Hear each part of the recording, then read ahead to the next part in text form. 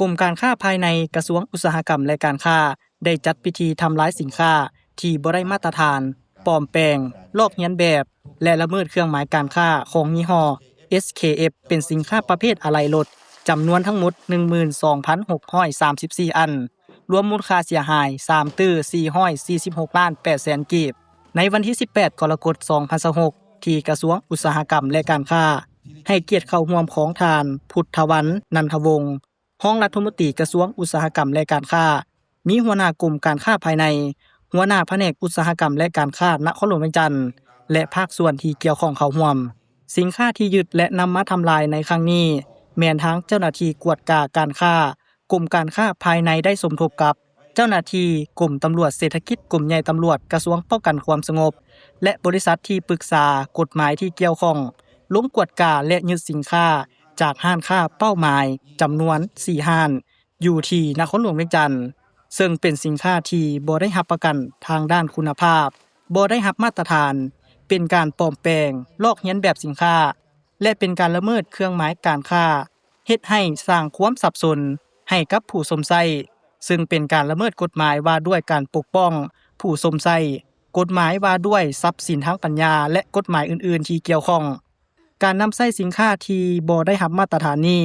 อาจจะส่งผลเฮ็ดให้พาหนะเป๋เพเฮ็ดให้ทรัพย์สินเสียหายส่งผลกระทบต่อการดำรงชีวิตอาจจะเฮ็ดให้ได้รับบาดเจ็บหรือให้แรงไปกว่านั้นถึงขั้นเสียชีวิตก็เป็นได้พร้อมกันนั้นยังส่งผลกระทบต่อผู้ที่เคลื่อนไหวดำเนินธุรกิจที่ถูกต้องตามกฎหมายและระเบียบการดังนั้นกรมการค้าภายในกระทรวงอุตสาหกรรมและการค้าพร้อมด้วยภาคส่วนที่เกี่ยวข้องจึงได้จัดพิธีทำลายสินค้าจำนวนดังกล่าวโดยการใช้การตัดเจียทุบให้เสียหายจนใช้การบ่ได้ทุกรายการแล้วส่งให้ภาคส่วนที่เกี่ยวข้องรีไซเคิลต่อไปท่านรู้แหละว่า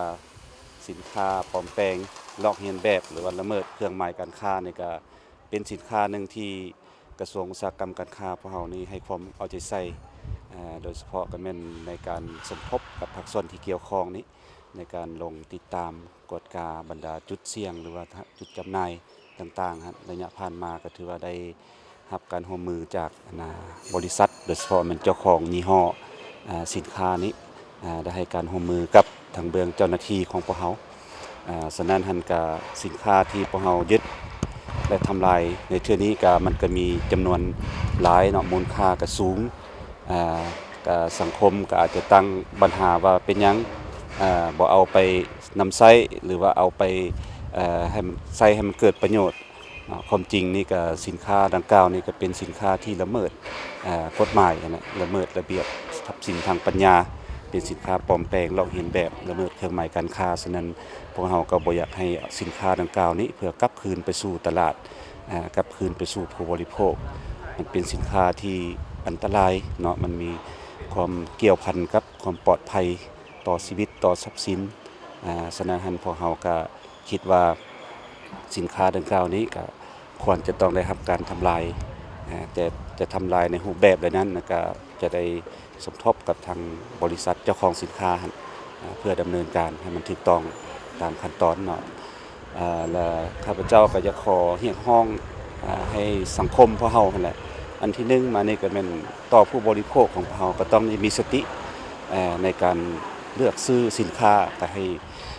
เลือกสินค้าที่มันมีมาตรฐานที่ถูกต้องเนาะหรือว่าสินค้าที่มีห้างจำหน่ายที่ลงทะเบียนถูกต้องนำเข้าที่ถูกต้องอันนั้นเป็นต่อผู้สมใสตอนนี้ต่อผู้ประกอบการนี่ก็อยากเรียกร้องให้เอาใจใส่และลงกฎกาติดตามเนาะสินค้าที่นำมาจำหน่ายอยู่ในตลาดภายในของพวกเรานี้โดยเฉพาะเป็นยี่ห้อที่ของบริษัทนำมาจำหน่ายก็ให้มันลงติดตามกฎกาช่วยพวกเราคันมีเบาะแสมีการละเมิดก็ให้แจ้งเจ้าหน้าที่พวกเราเพื่อสมทบในการลงไปกวดกาเนาะอันนี้ก็สำหรับภาคส่วนเกี่ยวข้องทางภาครัฐนี่ก็ให้การร่วมมือเนาะโดยเฉพาะมันอยู่ในจุดต้นทางในการเข้ามาก็มีความสำคัญพวกเราคิดว่ามันต้องได้มีการเฮ็ดเวียกอย่างประสานกลมเกี่ยวกันทุกภาคส่วนทางภาครัฐทางภาคธุรกิจเพื่อจะแก้ปัญหานี้อันนี้ก็เป็นเพื่อ สร้างสภาพแวดล้อมที่มันแข่งขันที่เป็นธรรมนั่นแหละต่อผู้ผลิตต่อผู้ประกอบการแล้วก็ต่อผู้สมใสของพวกเราเนาะเขาเข้าใจนะเขา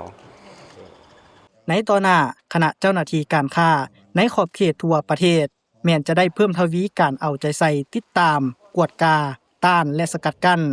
การค้าสินค้านอกระบบทุกรูปแบบการเคลื่อนไหวดำเนินธุรกิจที่บ่ถูกต้องตามกฎหมายและระเบียบการจำหน่ายสินค้าปลอมแปลงฮอกเรียนแบบสินค้าบ่ได้มาตรฐานและการติดราคาสินค้าเป็นเงินตราต่างประเทศพร้อมกันนี้ก็เรียกร้องมายังทั่วสังคมทั้งภาครัฐและเอกชนรวมทั้งปวงชนลาวทั้งชาติจงช่วยกันสมใส่สุขยู่และส่งเสริมหัวหน่วยธุรกิจที่เคลื่อนไหวถูกต้องตามกฎหมายและระเบียบการถ้าหากพบเห็นการเคลื่อนไหวบางธุรกิจที่บ่ถูกต้องตามกฎหมายและระเบียบการจงช่วยกันแจ้งหรือให้เบาะแสแหล่งข่าวถึงกรมการค้าภายในและแจ้งสายด่วน1501ปกป้องผู้สมใส่